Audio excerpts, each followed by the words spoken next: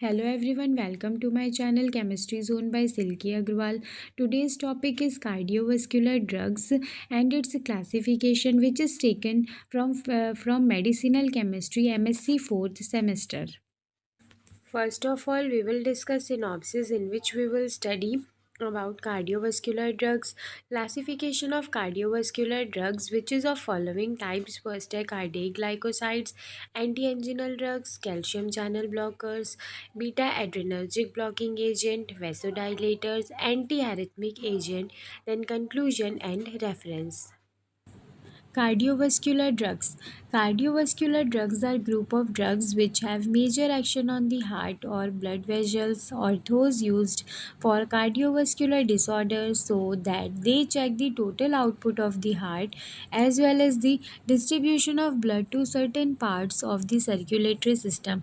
Cardiovascular drugs सुनकर क्या समझ में आता है? कार्डियोवास्कुलर मीन्स हार्ट से ही रिलेटेड होगा, ठीक है। तो हार्ट से रिलेटेड अगर कोई भी हमको डिसीज़ होती है या फिर कुछ भी प्रॉब्लम होती है तो उसको अगर हमको उससे रिलीफ़ करना है, रिलीफ़ पाना है या फिर उसको उसका ट्रीटमेंट करना है तो उस चीज़ के लिए जो ड्रग्स को यूज़ करते हैं ना, मीन्स अगर हार्ट से रिलेटेड कोई भी डिसीज़ है उसको क्योर करने के लिए कोई भी ड्रग्स को यूज़ करते हैं उसको कार्डियोवास्कुलर ड्रग्स बोलते हैं।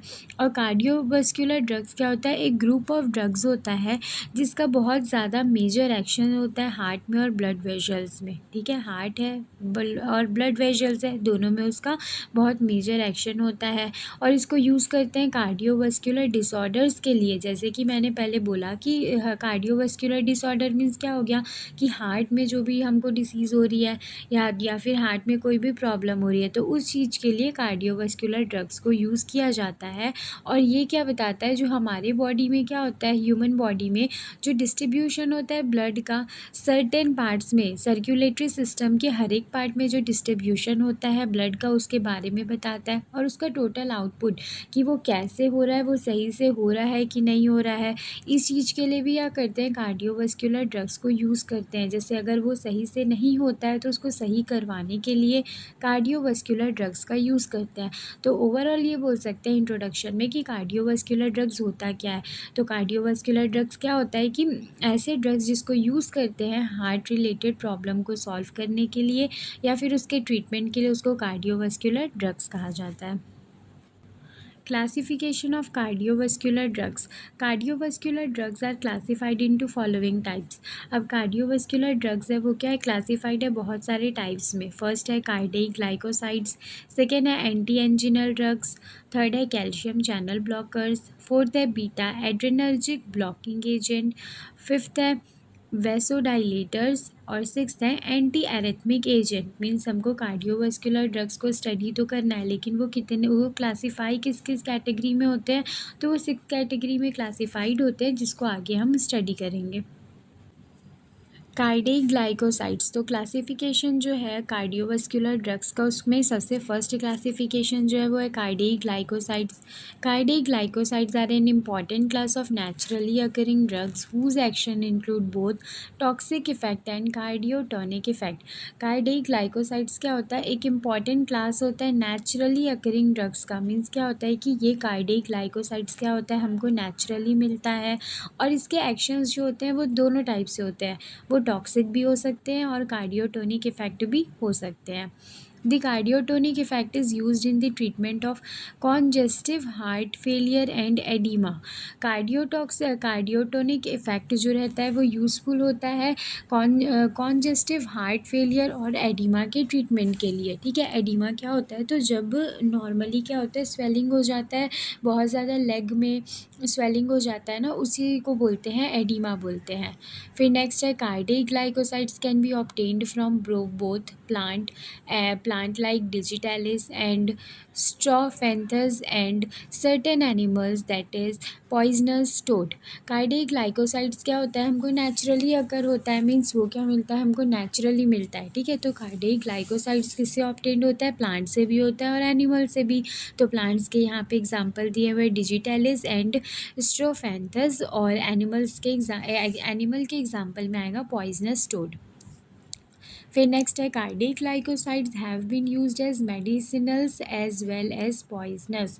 कार्डियक ग्लाइकोसाइड्स जो होता है हम उसको एज अ मेडिसिन भी यूज़ कर सकते हैं और एज अ पॉइजन भी यूज़ करते हैं। अब ये कार्डियक ग्लाइकोसाइड जो है ना वो एक टाइप ऑफ ड्रग है, मीन्स यहाँ पे कार्डियक ग्लाइकोसाइड का बात हो रहा है, मीन्स किसी ड्रग का बात हो रहा है, ठीक है।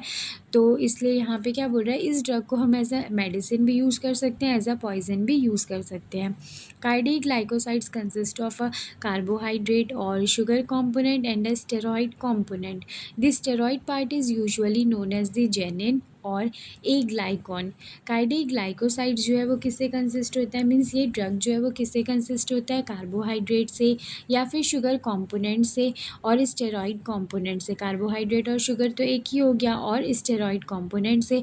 और जो स्टेरॉइड पार्ट जो होता है इस ड्रग में उसको बोलते हैं जेनिन बोलते हैं और ए ग्लाइकॉन बोलते हैं। कुछ एग्जांपल्स हैं यहाँ पे कार्डियक ग्लाइकोसाइड्स के, जो कि नेक्स्ट स्लाइड में हम स्टडी करेंगे, ठीक है। तो ये जो था ये क्या था, कार्डियक ग्लाइकोसाइड्स था, मीन्स एक फर्स्ट क्लासिफिकेशन था ड्रग्स का। तो कार्डियक ग्लाइकोसाइड्स होते क्या हैं, उनके इफ़ेक्ट क्या होते हैं, उनको यूज़ कहाँ पर करते हैं और वो हमको मिलते कहाँ कहाँ से, वो चीज़ हम इसमें स्टडी किया। अब आगे क्या करेंगे, कुछ एग्जाम्पल्स इसके देखेंगे। नेचुरल कार्डियक ग्लाइकोसाइड्स, कुछ कार्डियक ग्लाइकोसाइड्स होते हैं जो कि कुछ नहीं, सारे ही कार्डियक ग्लाइकोसाइड्स जो होते हैं वो नेचुरली अकर्स होते हैं। तो वो कहाँ से अकर्स होते हैं वो चीज़ यहाँ दिया है। फर्स्ट है सोर्स, फिर वो ग्लाइकोसाइड्स, ए ग्लाइकोन पार्ट उसका, फिर उसका जनरल स्ट्रक्चर। तो फर्स्ट है डिजिटैलिस लेनाटा जो कि लीफ से आता है। तो उसका ग्लाइकोसाइड पार्ट जो है वो क्या है, lanatoside A, lanatoside B, lanatoside C. Aglycone digitoxigenin, gitoxigenin, digitoxigenin. General structure होगा glucose 3 acetyl digitoxose, digitoxose 2 aglycone. फिर सेकेंड है digitalis purpurea from leaf, purpurea glycoside A, purpurea glycoside B. और उसका ए ग्लाइकॉन पार्ट है digitoxigenin, gitoxigenin. General structure होगा glucose digitoxose 3 glycone. तो ये यहाँ पे क्या दिया हुआ है, कुछ एग्जांपल्स दिए हुए, एग्जांपल्स दिए हैं किसके, कार्डियक ग्लाइकोसाइड्स के, जो कि हमको नेचुरली अकर्स होते हैं। तो जब भी लिखेंगे कार्डियक ग्लाइकोसाइड्स को तो वहाँ पर ये दो एग्जांपल्स को हम एक्सप्लेन कर सकते हैं, उसको लिख सकते हैं। Some selected sugars found in naturally occurring cardiac glycosides are given below. अब कुछ ऐसे शुगर्स हैं जो कि नेचुरली अकरिंग कार्डियक ग्लाइकोसाइड्स में प्रेजेंट होते हैं, तो उसको भी हम एज ए एग्जांपल वहाँ पर लिख सकते हैं। जैसे फर्स्ट है beta D digitoxose, beta D glucose, beta D rhamnose, beta D cymarose. तो इसको भी हम क्या कर सकते हैं, एज ए एग्जांपल वहाँ पर लिख सकते हैं और इस ड्रॉ को भी हम बना सकते हैं। Now we will discuss some uses and toxicity of cardiac glycosides. तो uses में क्या दिया है, the most important use of the cardiac glycosides is in the treatment of heart failure, consequently causes reduced heart rate, decreases edema and decreased heart size। ठीक है, use में क्या बोल रहा है कि कार्डियक ग्लाइकोसाइड्स को, जैसे कि प्रीवियस में भी पढ़े हैं कि इसको हार्ट फेलियर के ट्रीटमेंट के लिए इसको यूज़ किया जाता है। और ये क्या करता है, हार्ट रेट को डिक्रीज़ करता है, एडिमा को डिक्रीज़ करता है और हार्ट साइज़ को भी डिक्रीज़ करता है। Toxicity, all cardiac glycosides have the potential to cause toxicity. अब कोई भी ड्रग है वो अगर हीलिंग पे काम आ रहा है, वो ट्रीटमेंट कर रहा है, क्योर कर रहा है, ठीक है, तो कहीं ना कहीं उसमें कुछ ना कुछ टॉक्सिक इफेक्ट भी होंगे। तो ये क्या बोल रहे हैं इसमें कि जितने भी कार्डियक ग्लाइकोसाइड्स होते हैं उनमें भी पोटेंशियल होता है कि वो टॉक्सिसिटी कॉज करे, ठीक है। सेकेंड पॉइंट है, as the minimum toxic dose of the glycosides is only 2 to 3 times the therapeutic dose, intoxification is quite common. ठीक है, क्या बोल रहे हैं कि अगर मिनिमम टॉक्सिक डोज होता है ग्लाइकोसाइड्स का, वो अगर सिर्फ 2 से 3 टाइम्स अगर हम लेते हैं तो उसमें इंटॉक्सिफिकेशन होना जो है वो कॉमन होता है। फिर लास्ट है in mild to moderate toxicity the general symptoms are nausea, vomiting, anorexia, bradycardia, muscular weakness and ventricular premature contraction.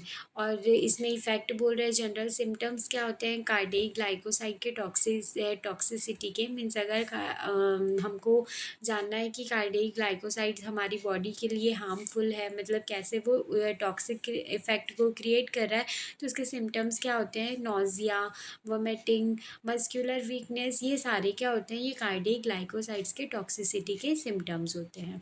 Next classification जो है कार्डियोवास्कुलर ड्रग्स का वो है एंटी एंजिनल ड्रग्स। पहला जो था वो था कार्डियक ग्लाइकोसाइड्स, अब ये है anti anginal drugs.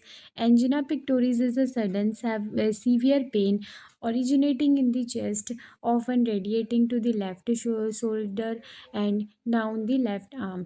Anti anginal drugs को कब यूज़ किया जाता है जब एंजिना पिक्टोरिस होता है तो वो क्या होता है कि एक सडन और बहुत ज़्यादा पेन होता है चेस्ट में और वो पेन जो है वो चेस्ट से होते हुए लेफ़्ट शोल्डर की तरफ जाता है, वहाँ से वो लेफ़्ट आर्म में जाता है। ठीक है, तो किसी भी ह्यूमन बॉडी में एकदम अचानक से कोई चेस्ट पेन होता है और वो पेन क्या होता है लेफ़्ट शोल्डर से होते हुए लेफ़्ट आर्म में जाता है मीन्स वहाँ पे एंजिना पिक्टोरिस है, तो उसके ट्रीटमेंट के लिए एंटी एंजिनल ड्रग्स को यूज़ किया जाता है। The cause of such pain is believed to be transient myocardial ischemia resulting from a decrease in coronary blood flow and an increase in myocardial oxygen demand.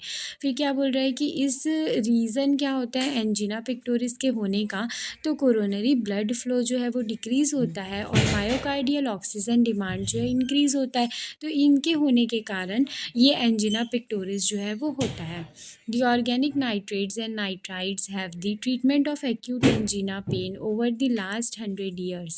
Organic nitrates और nitrites को use किया जाता था acute angina pen के लिए। जैसे अभी तो क्या है एंटी एंजिनल ड्रग्स हैं, तो उस टाइम पहले के टाइम पे तो ड्रग्स नहीं थे, तो उस टाइम पे क्या किया जाता था ऑर्गेनिक नाइट्रेट्स और नाइट्राइट्स को यूज़ किया जाता था एंजिना पिक्टोरिस के ट्रीटमेंट के लिए और अभी एंटी एंजिनल ड्रग्स को यूज़ किया जाता है।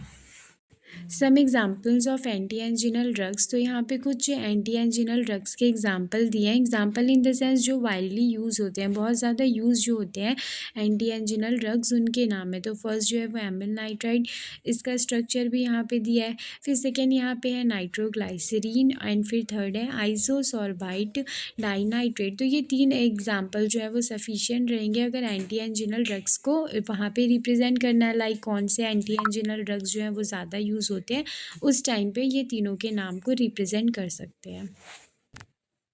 Amyl nitrate is the fastest acting drug and lasting in about 1 minute with an onset of about 15-30 second. Anti anginal drugs जो है वो दो टाइप से एक्ट कर सकता है, या तो एक फास्ट एक्टिंग ड्रग हो सकता है, ठीक है, एक जो होगा वो स्लो एक्ट करेगा। मीन्स क्या होता है कि कोई भी ड्रग होता है जो एक टाइप का होता है कि वो एक इंस्टेंट रिलीफ देता है, एक होता है कुछ टाइम बाद होता है, ठीक है। तो जिसमें कि एग्जाम्पल यहाँ पे है कि एमिल नाइट्रेट जो रहता है वो फास्ट एक्टिंग ड्रग होता है और ये क्या करता है तुरंत ही 15 से 30 सेकेंड्स में ही रिलीफ प्रोवाइड करता है। फिर है isosorbide dinitrate may be used in treatment of acute angina. It is a long last acting drug and has a slower onset about 3 minutes but its action may last for 4 to 6 hours। Isosorbide dinitrate जो रहता है उसको भी acute angina के treatment के लिए use करते हैं और ये लॉन्ग एक्टिंग ड्रग होता है, जैसे कि एमिल नाइट्रेट जो है वो क्या है फास्टेस्ट एक्टिंग ड्रग है, वो क्या होगा 15 से 30 सेकेंड्स में वो इंस्टेंट वो एक्ट करके रिलीफ प्रोवाइड करेगा। लेकिन आइसोसोर्बाइड डाइनाइट्रेट जो होता है वो मिनिमम 3 मिनट्स लेता है रिलीफ प्रोवाइड करने के लिए, लेकिन इसका एक्शन जो है वो 4 to 6 hours तक लास्ट होता है। तो यहाँ पे सबसे फर्स्ट तो एंटी एंजिनल ड्रग्स के बारे में बता देंगे, फिर 2-3 उसके एग्जांपल्स बता देंगे और फिर लास्ट में ये बता सकते हैं दोनों एग्जांपल्स को लेकर कि एक होता है फास्ट एक्टिंग ड्रग और एक होता है यहाँ पे लॉन्ग एक्टिंग ड्रग की। एक बहुत फास्टली एक्ट करता है, एक जो है वो लेट एक्ट करता है लेकिन उसका रिजल्ट जो है वो 4 to 6 hours तक रहता है। To prevent recurring anginal pain, long acting organic nitrate drug are used. अब क्या बोल रहा है, वापस से जैसे एक बार एंजिनल पेन हुआ और फिर दोबारा से एंजिनल पेन ना हो उसके लिए क्या करते हैं, long acting organic nitrate drug को यूज़ करते हैं। जहाँ पे यहाँ पे एग्जांपल में कुछ दिया हुआ है, orally administered isosorbide dinitrate, pentaerythritol tetranitrate and erythrityl tetranitrate. ठीक है, इसमें ओरली एडमिनिस्टर्ड करते हैं, मीन्स ये जो ड्रग के नाम दिए हुए हैं इन सारे ड्रग को क्या करेंगे, ओरली कंज्यूम करते हैं, जिससे कि लॉन्ग लास्टिंग हमको क्या मिलता है, रिलीफ मिलता है और दोबारा एंटी एंजिनल पेन होने का चांस नहीं होता है। नेक्स्ट क्लासिफिकेशन है कार्डियोवास्कुलर ड्रग्स का, calcium channel blockers. First classification जो था उसका वो था कार्डिक ग्लाइकोसाइड, सेकंड था anti anginal drugs and third है calcium channel blockers. There are a number of calcium channel blockers which may play a critical role in the treatment of myocardial insufficiency. इसमें क्या बोल रहा है कि यहाँ पे बहुत सारे कैल्शियम चैनल ब्लॉकर्स होते हैं जो कि बहुत इंपॉर्टेंट रोल प्ले करते हैं मायोकार्डियल इनसफिशियंसी के ट्रीटमेंट में। The inhibition of calcium ion influx into myocardial cells may be advantageous in preventing anginal pain. Calcium channel blocker को ऑल्सो यूज़ करते हैं रेड्यूस करने के लिए एंजिनल पेन को, जैसे कि वहाँ पे एंटी एंजिनल ड्रग को यूज़ कर रहे थे एंजिनल पेन को रेड्यूस करने के लिए, तो कहीं ना कहीं कैल्शियम चैनल ब्लॉकर्स को भी यूज़ करते हैं, जिसमें कि क्या होता है, कैल्शियम आयन क्या होता है, कैल्शियम आयन का इनिबिशन होता है, वो इन्फ्लक्स होता है मायोकार्डियल सेल्स में, जिससे कि एंजिनल पेन जो रहता है वो रिड्यूस होता है। Psychologic calcium is found in both intracellular and extracellular location. Many of the drugs are found to influence the calcium movement and availability. Psychologic calcium जो है वो इंट्रासेल्यूलर एक्स्ट्रासेल्यूलर दोनों ही लोकेशंस में फाउंड होता है, और ऐसे काफ़ी सारी ड्रग्स हैं जो कि इन्फ्लुएंस करते हैं कैल्शियम मूवमेंट को और अवेलेबिलिटी को, मीन्स कैल्शियम मूवमेंट जो होता है और उसकी अवेलेबिलिटी जो रहती है उसको अफेक्ट करते हैं। When therapeutic agent shows their effect by inhibiting calcium dependent event, they often achieve this blockade by decreasing the amount of free calcium in the cytoplasm. The following three calcium channel blockers are approved for use in the treatment of angina. अब यहाँ पे क्या बोल रहा है कि जब therapeutic agent show करते हैं अपने इफेक्ट को क्या करके, कैल्शियम डिपेंडेंट इवेंट को इनिबिट करके, तब वहाँ पे क्या होता है, एक ब्लॉकेड होता है। ठीक है, तो ब्लॉकेड क्या होता है, वो जब वो डिक्रीज़ होता है, वो क्या करता है, वो डिक्रीज़ करता है amount of free calcium in the cytoplasm. Cytoplasm में जो फ्री कैल्शियम का अमाउंट प्रेजेंट होता है उसको डिक्रीज़ करता है। और तीन कैल्शियम चैनल ब्लॉकर्स जो है वो अप्रूव्ड हुआ है, मीन्स मेनली तीन कैल्शियम चैनल ब्लॉकर्स को यूज़ किया जाता है एंजिना के ट्रीटमेंट के लिए। यहाँ पर तीन कैल्शियम चैनल ब्लॉकर्स हैं जो कि मोस्टली यूज़ किए जाते हैं। ठीक है, जिसमें कि फर्स्ट जो है वो है निफिडिपाइन, डिली डिलीटियाज़म एंड है वेरापामिल, जिसमें से वेरापामिल जो रहता है ये तीनों में से मोस्ट इम्पॉर्टेंट होता है। तो जब भी कैल्शियम चैनल ब्लॉकर्स को अगर वहाँ पे वो शो करना है, ठीक है, आंसर जैसे लिख रहे हैं, तो वहाँ पे ये तीनों कैल्शियम चैनल ब्लॉकर्स के एग्जाम्पल दे सकते हैं कि मोस्टली इन तीनों कैल्शियम चैनल ब्लॉकर्स को यूज़ किया जाता है एंजिना के पेन को रिड्यूस करने के लिए। फोर्थ क्लासिफिकेशन जो है कार्डियोवास्कुलर ड्रग्स का वो है beta adrenergic blocking agent. Beta adrenergic blocking agent are used in the treatment of exertion induced angina. Beta adrenergic blocking agent को यूज़ करते हैं एंजिनल पेन को रिड्यूस करने के लिए।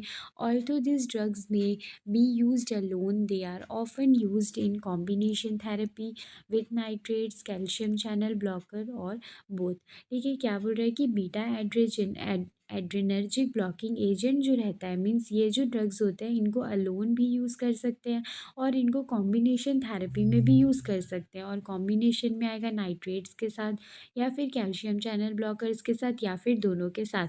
मीन्स यहाँ पे एक चीज़ है कि अगर बीटा एड्रेनर्जिक ब्लॉकिंग एजेंट को हम यूज़ करते हैं तो उसको दो तरीके से यूज़ कर सकते हैं, उसको अलोन भी यूज़ कर सकते हैं और उसको एक कॉम्बिनेशन के फॉर्म में भी यूज़ कर सकते हैं। A, a prototype drug of this class is propanol-ol. Prototype drug जो रहता है इस क्लास का वो प्रोपेनॉल ओल होता है. The adrenergic nervous system plays an important role in regulating heart rate, blood pressure, bronchial tone and gastrointestinal motility. Adrenergic nervous system जो है वो मोस्ट इम्पॉर्टेंट रोल प्ले करता है heart rate, blood pressure, bronchial tone and gastrointestinal motility को regulate करने के लिए. Adrenergic nervous system is the branch of autonomic nervous system in which norepinephrine is the neurotransmitter between nerve ending and the effector muscle. Adrenergic nervous system क्या है? Autonomic nervous system का branch है जिसमें कि नॉरपाइनफ्राइन एक न्यूरोट्रांसमीटर होता है. ठीक है, तो वो जो है वो एक न्यूरोट्रांसमीटर होता है नर्व एंडिंग और इफेक्टिव मसल्स के बीच का. यहाँ पर कुछ एग्जांपल्स दिए हैं बीटा एड्रेनर्जिक ब्लॉकिंग एजेंट के. जैसे फर्स्ट है प्रोपेनॉल ओल हाइड्रोक्लोराइड, ऑक्सीप्रिनॉल ओल हाइड्रोक्लोराइड, एटेनॉल ओल, मेटोप्रोल ओल और पिंडोल ओल. तो ये सारे एग्जांपल्स में से कोई एक या फिर दो एग्जांपल्स भी आप अगर वहाँ पे एक्सप्लेन कर देंगे तो वो सफिशिएंट होता है. नेक्स्ट क्लासिफिकेशन जो है कार्डियोवास्कुलर ड्रग्स का वो है vasodilators. Dipyridamole causes its long-acting and selective coronary vasodilation, presumably through inhibition of adenosine uptake by the red blood cell and vasculature. ठीक है, vasodilators जो है उसमें क्या बोल रहा है कि डाईपायरिडामोल कॉज करता है लॉन्ग एक्टिंग और सेलेक्टिव कोरोनरी वेसोडाइलेशन को. ठीक है, और किसके थ्रू करता है? तो जब ये इनहिबिशन करता है एडिनोसाइन का, और वो किसके थ्रू अपटेक होता है? रेड ब्लड सेल्स के थ्रू अपटेक होता है एंड वेस्क्यूलेचर के through. Dipyridamole is generally used prophylactically, but its efficiency in reducing the incidence and severity of anginal attack is not universally accepted. ठीक है, अब यहाँ पे क्या बोल रहे हैं वेसोडाइलेटर्स में कि जो डाईपायरिडामोल क्या होता है, जनरली उसको यूज़ करते हैं रेड्यूस करने के लिए एंजिनल पेन को. ठीक है, लेकिन एंजिनल अटैक्स में यूनिवर्सली एक्सेप्टेड नहीं होता है ये ड्रग. ठीक है, ये जो वेसोडाइलेटर्स जो होता है वो यूनिवर्सली एक्सेप्टेड नहीं है एंजिनल अटैक को रिड्यूस करने के लिए. यहाँ पर कुछ एग्जाम्पल दिए हुए हैं कोरोनरी वेसोडाइलेटर्स के. तो ये एग्जाम्पल जो है आप इसको भी वहाँ पर रिप्रेजेंट कर सकते हैं. एक एग्जाम्पल जो है वो भी सफिशिएंट होगा, लेकिन अगर आप तीनों रिप्रेजेंट करना चाहते हैं तो वहाँ पर तीनों भी रिप्रेजेंट कर सकते हैं. नेक्स्ट क्लासिफिकेशन जो है कार्डियोवास्कुलर ड्रग्स का वो है anti arrhythmic agent. Anti arrhythmic agent are useful in the treatment of cardiac arrhythmia. Anti arrhythmic agent जो है उसको यूज़ करते हैं कार्डियक एरिथमिया के ट्रीटमेंट के लिए. अब कार्डियक एरिथमिया होता क्या है? तो cardiac arrhythmia is a disturbance in the conduction of impulses through the myocardium by disorder of impulse formation. ठीक है, क्या होता है कि जब इम्पल्स का फॉर्मेशन होता है, ठीक है, तो उस टाइम पे कुछ डिसऑर्डर होता है या फिर कुछ डिस्टर्बेंस होता है. ठीक है, जिसके कारण मायोकार्डियम क्या करता है कि कंडक्शन करता है इम्पल्सेस का. ठीक है, उसमें डिस्टर्बेंस को क्रिएट करता है. ठीक है, तब वहाँ पे क्या होता है? कार्डियक एरिथमिया कॉज होता है. On the basis of the ability of drugs to change the electrophysiological pattern of the heart, antiarrhythmic agent can be classified into 4 different classes. ठीक है, यहाँ पे क्या बोल रहा है कि अगर मतलब ऐसा से कॉमन सा है कि लाइक जैसे कोई भी ड्रग है, ठीक है, तो उनको कैसे क्लासीफाई किया जाता है? उनकी एबिलिटी के अकॉर्डिंग क्लासीफाई किया जाता है ना. तो यहाँ पर भी क्या बोल रहा है कि जो हार्ट का इलेक्ट्रोफिजियोलॉजिकल पैटर्न है वो चेंज होता है. ठीक है, तो वो किसके अकॉर्डिंग चेंज होता है? तो वो ड्रग की जो एबिलिटी होती है ना कि कौन सा ड्रग कितना एबल है उसको कैसे चेंज करने के लिए, उसके अकॉर्डिंग यहाँ पे क्या होता है कि एंटी एरिथमिक एजेंट को क्लासीफाई करते हैं. तो यहाँ पे वो एंटी एरिथमिक एजेंट जो है वो क्लासीफाई होते हैं फोर क्लासेस में. फर्स्ट है class one drug. Class one anti arrhythmic agent are usually local anaesthetic drugs which work on myocardial membrane and nerve to decrease the condition. This drug also reduce the rate of depolarization without changing the testing potential. ठीक है, class one drug जो होता है anti arrhythmic agent का वो usually क्या होता है? लोकल एनेस्थेटिक ड्रग होता है जो कि मायोकार्डियल मेम्ब्रेन में और नर्व में वर्क करता करता है इस कंडीशन को डिक्रीज़ करने के लिए। किस कंडीशन को डिक्रीज़ करने के लिए? तो जो इम्पल्स फॉर्मेशन का डिसऑर्डर हो रहा है, तो उस कंडीशन को डिक्रीज़ करने के लिए ये लोकल एनेस्थेटिक ड्रग्स होता है जो कि वर्क करता है मायोकार्डियल मेम्ब्रेन में और नर्व्स में। और ये ड्रग जो रहता है वो ऑल्सो रिड्यूस करता है rate of depolarization, testing potential को बिना चेंज किए। अब यहाँ पे दिया है class 1 drug also perform following function, और ये क्लास 1 ड्रग जो है वो कुछ और फंक्शंस भी परफॉर्म कर सकते हैं, जैसे कि they increase the threshold of excitability, this drugs prolong the effective refractory period, reduce velocity of conduction and decrease spontaneous diastolic depolarization in pacemaker cell, thus reduce ectopic Foci activity. ठीक है, तो यहाँ पे क्लास 1 ड्रग को represent करना है, तो जो फर्स्ट पैराग्राफ है वो जो है वो सफिशिएंट है, लेकिन आपके नॉलेज के लिए आपको उसके अदर फंक्शंस की भी नॉलेज होनी चाहिए। ठीक है, तो अगर वो क्लास 1 ड्रग्स के पैराग्राफ को ही अगर वहाँ पे आप शो कर दोगे, लिख दोगे आंसर में, तो उतना सफिशिएंट होता है। Class 2 drugs. Class 2 antiarrhythmic agent are beta adrenergic receptor blocking agent. These drugs block the sympathetic nervous system in the genesis of some cardiac arrhythmia. In normal therapeutic condition, the blocking effect of these drugs are more important than any local anesthetic effect. Class 2 drug जो रहता है वो भी क्या है, anti arrhythmic agent का ये class 2 drug, तो वो होता है beta adrenergic receptor blocking agent होता है। और ये ड्रग क्या करता है, सिंपैथेटिक नर्वस सिस्टम को ब्लॉक करता है कार्डिक एरिथमिया के जेनेसिस में। नॉर्मल थेराप्यूटिक कंडीशन में ब्लॉकिंग इफेक्ट जो होता है इस ड्रग का वो बहुत ज़्यादा इंपॉर्टेंट होता है लोकल एनेस्थेटिक इफेक्ट के कंपैरिजन में। मीन्स क्लास 2 ड्रग्स जो होता है वो क्या होता है, beta adrenergic receptor blocking agent होता है, और इसका इफेक्ट जो रहता है वो ज़्यादा इफेक्टिव या फिर ज़्यादा इंपॉर्टेंट बोल सकते हैं in comparison to local anaesthetic effect. Class 2 drugs और शो फॉलोइंग एक्शंस, जैसे कि क्लास 1 ड्रग्स जो थे उनके कुछ फंक्शंस थे, वैसे ही यहाँ पे क्लास 2 ड्रग्स जो है वो भी कुछ फंक्शंस को शो करते हैं।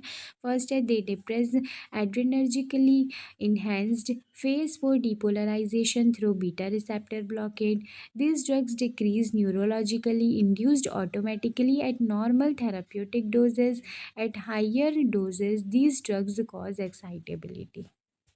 Class 3 drugs. Class 3 antiarrhythmic agent causes homogeneous prolongation of duration of action potential. Example of this class is bretylium and amiodarone. ठीक है, क्लास 3 ड्रग्स जो है वो क्या बोलता है कि क्लास 3 ड्रग जो है एंटीआरिथमिक एजेंट जो है वो कॉज करता है एक्शन पोटेंशियल के ड्यूरेशन के होमोजीनियस प्रोलॉन्गेशन को। इसका एग्जाम्पल यहाँ पे दिया हुआ है bretylium and amiodarone. Class 4 drugs हैं एंटी एरिथमिक ड्रग्स का, तो ये क्या बोल रहा है कि class 4 anti arrhythmic drugs block the slow inward current carried by calcium in cardiac cells. Slow inward current is important for the normal action potential in pacemaker cells. ठीक है, क्या बोल रहा है इसमें कि क्लास 4 एंटी एरिथमिक ड्रग क्या करते हैं, स्लो इनवर्ड करंट जो कि कैल्शियम के थ्रू कैरी होता है, ठीक है, उसको वो ब्लॉक कर देते हैं। और कार्डियक सेल्स में जब ये स्लो इनवर्ड करंट जो रहता है वो इम्पॉर्टेंट रहता है किसके लिए, जब नॉर्मल एक्शन पोटेंशियल के लिए पेस मेकर सेल्स में। Class 4 drugs are useful in following ways. These drugs cause decrease in the arterioventricular conduction. They reduce spontaneous diastolic depolarization. They result in prolongation of refractory period in AV node and the arteria. ठीक है, तो ये जो था ये पूरा क्या था, ये किसके अंदर आएगा, एंटी एरिथमिक एजेंट के अंदर। तो ये चारों क्लास जो थे वो एंटी एरिथमिक एजेंट के अंदर आएंगे, तो थोड़ा थोड़ा भी डिस्क्राइब कर दोगे तो ये सफिशिएंट है। Here the topic cardiovascular drugs and its classification is complete. If anyone have any doubt you can ask me in comment section. और अगर किसी को पीडीएफ की रिक्वायर होती है, फुल पीडीएफ की अगर नीड है, क्योंकि ये इसमें जितना एक्सप्लेन जो मैंने किया है वो एक बस बोलना चाहिए एक नोट्स प्रिपेयर करने के लिए या फिर एक नॉलेज के लिए।